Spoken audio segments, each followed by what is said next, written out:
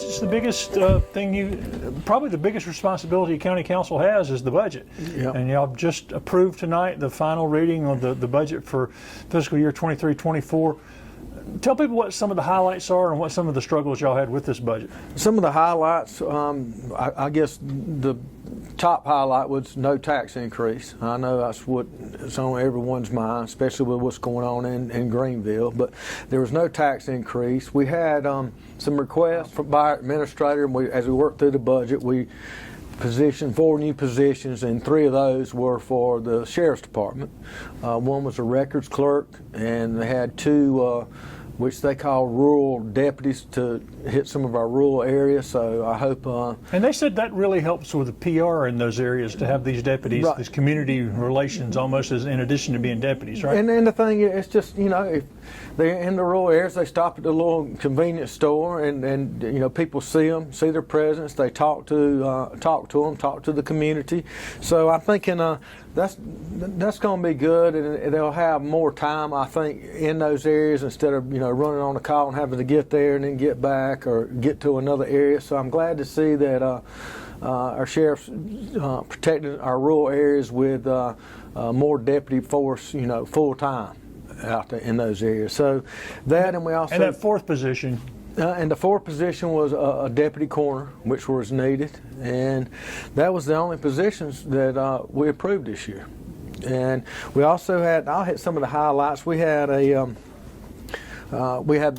some capital projects: sheriff's department's roof, the ag building's roof. The sheriff department needed a generator, a backup generator for like computer systems and connect with 911. So I think that was a necessity, and that's something that had to have, and I'm glad that we were able to do that. There was $200,000 in some grant stuff for new tasers.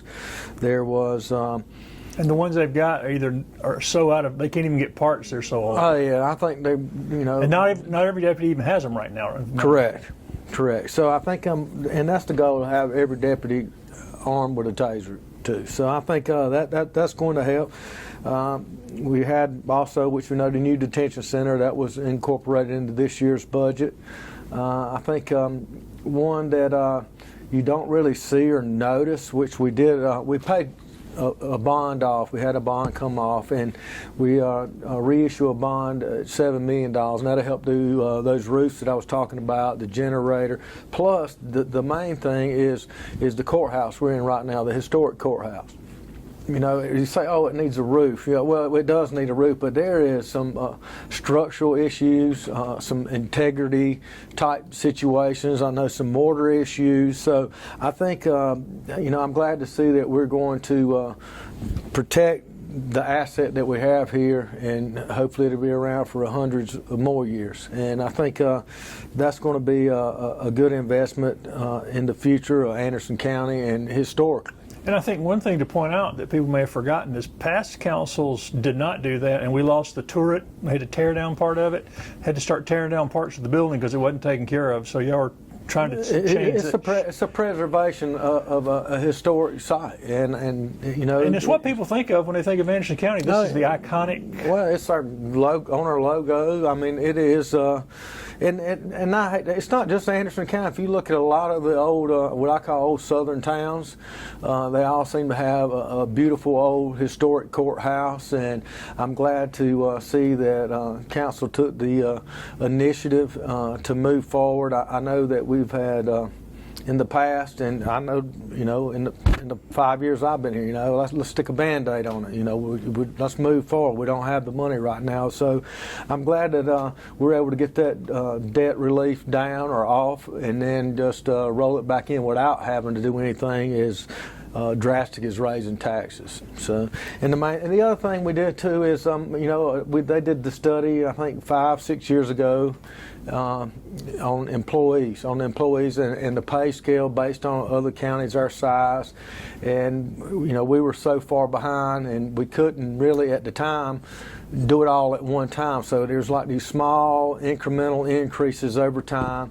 And this year we were able to do 3%, which that helps keep us in line. It helps with morale, retention, recruiting. So I'm glad to see that we also got that done. The one increase that we really had, and it's not drastic or dramatic, our waste treatment's done through the city down here, and well, every year the city goes up, and they sent us a thing, they're going up 10% and 10%. So in order to keep our sewer department solvent and to be able to provide the infrastructure and sewer for people coming in and growth coming in, we were having to raise our rates. We're doing 10% this year and 6% 2025 budget. So that is a fee that we don't have control over.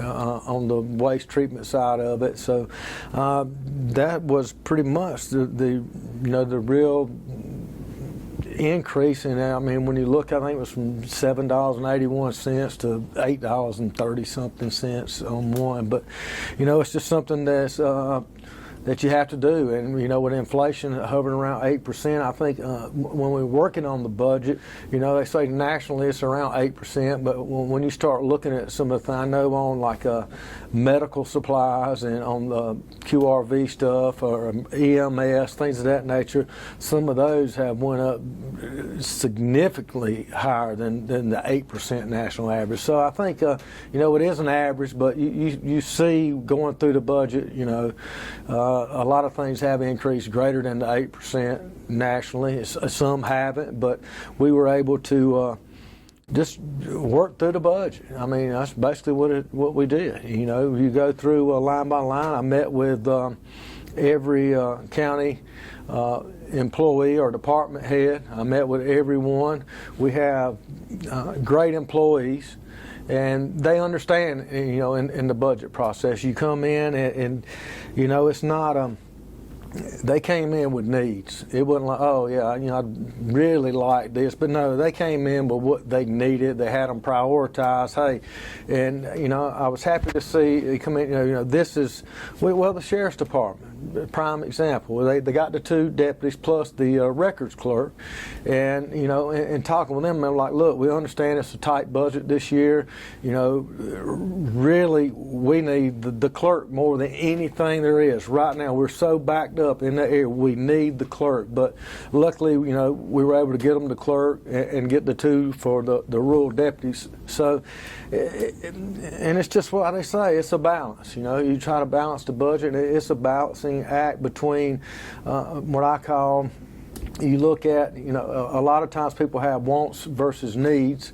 And the thing you go through and find out what the actual need is, not a want. And like I said, fortunately, our employees, they come in with needs, and they have them prioritized. And last year we got to do certain needs, and this year what we wasn't able to do last year, we can kind of pick up on. And it's a balancing act, and I'm glad to really be able to take a part in working on the budget. I enjoy it, and I think Chairman Dunn said in the meeting, I take it personally, and I think council and the citizens Anderson County should take. I mean, it's our money. It's your money, Greg. I mean, it is our money, and I want my money spent wisely. And I think I owe it to the citizens. I think all our other council members owe it to them. We come in. I think our employees understand that's their money as well. So I think we're good stewards of the taxpayers' money, and always room for improvement on a budget. But it was, I felt comfortable with the budget. I know that when we first came in, you sit down, you start going through, and you're like, they're gonna have to raise taxes. I'm like, I'm not gonna do that. I'm not gonna do that. We will sit down, grind out, figure a way, and we were able to make it happen. So I'm pleased with that. The budget 3rd reading finally done. I mean, I'm that's a huge relief. You know, I think I can rest a little bit. People don't realize, you know, the amount of stress it puts on you.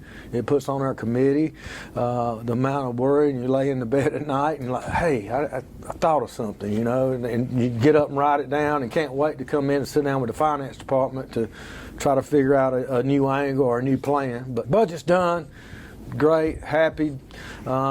We had second reading tonight on the Fort Precinct up at Double Springs area up in Townville, and the citizens up there had reached out to me and had reached out to our planning department, and they were interested in trying to zone their area up there. And Miss Hunter with our planning department sit down that they had to have so many a percentage of all the registered voters in their precinct has to sign. They got the signatures. They went in, we sat down with them and Miss Hunter and went through the overall overview of how they wanted it to look as far as, you know, agricultural, business, commercial, had all that set up. And now what happened is we had second reading tonight. So we'll have one more reading on that. And it's not that I'm for zoning, I'm against zoning. And my thing is, it is a tool, it's out here. These are the procedures you have to do in order to try and implement it. And what will happen now after third reading from council, it will go on the ballot or referendum so that the people in that precinct can actually vote whether they want the zoning or not. So that's in August. That correct. Special. Yeah, and then the thing is, we will be up at the Double Springs Fire Department. When I say we, it'll be the planning department. I'll be up there myself to answer any questions or clarify any rumors or misconceptions. You know, as I said, you know, I'm not for it. I'm not against it. If that's what the people want, one advantage of zoning is, you know, in an unzoned area, if they have a change or something comes up, it gets approved by the Planning Commission, which the Planning Commission is a board set up by the state that council members do get to put one person on. And what'll happen is, you know, I don't want to say they're not vested, but, you know, they're not held accountable by the voters. So in an unzoned area, they're the final say so. They have more power, more authority than I or any other council member does. The benefit of a zoned area is, you know, once it comes, whether it passes the Planning Commission or is turned down in Planning Commission, it still comes before council. So as a citizen in the area or a citizen up here in Fork, if this something comes up and those citizens don't want it and I vote for it, they can hold me accountable by, hey, let's get him out of here. Let's get someone else in there. So I think it's a extra layer of protection for a citizen, plus they actually can hold someone accountable for the decision that they make. And you know, that's one of the benefits I see. I think and I hope that the people understand. A lot of them are under the impression that, hey, oh, we implement zoning up here. Well, guess what? Oh, this has got to go now. No, what's there stays there. It's not, everything's grandfathered. It's not like you can go in and change zoning and all of a sudden, oh yeah, we're going to make this guy move his camper. Or that's what I want. That's what the meeting's for, to clarify things, to let people know how it works, the process works. It's what's here stays here. Nothing changed. I think there's some confusion also on, you know, a lot of farms up there in that area, and they think, oh, if they change my zoning to something, I don't get the agricultural or tax break from being ag property. But that's a misconception that people have. I mean, you can have commercial property. If you've got a certain number of acres and you utilize it, you can qualify for ag exemption or that special tax. So I think that's one of the largest misconceptions I think I hear is, oh yeah, my taxes are going to go up. But it's a very rare thing for the citizens just to get together and do this too. Oh yeah. So I think a lot of people may see this and think, hey, I didn't realize we had this tool available. It is a tool available, and again, in any unzoned area, you can reach out to our planning department, Miss Hunter or Mr. Carty, just the department in general. They can provide you, and they will work with you step by step and letting you know what you have to do and assist you in doing those things. And again,